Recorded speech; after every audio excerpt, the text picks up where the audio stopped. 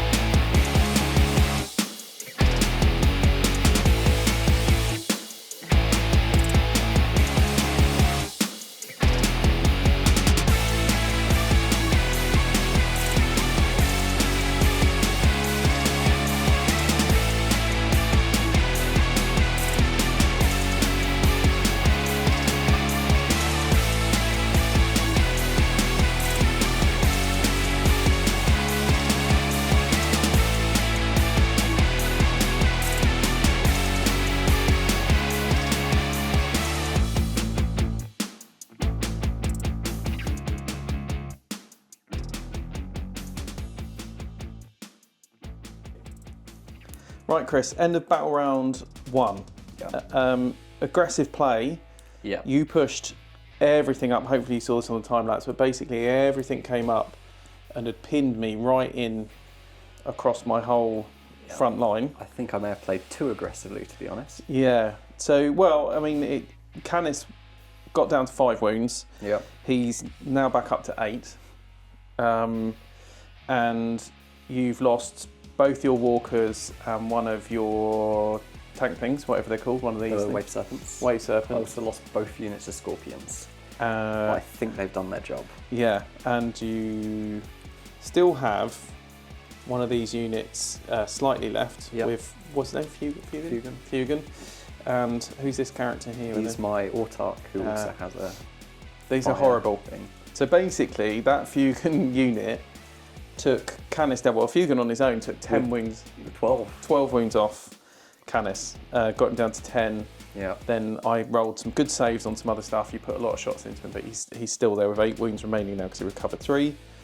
You have you're terraforming only in the middle. Yep. So that is now terraformed by the Alderi. So that'll be done. So you'll score that at the start of this turn.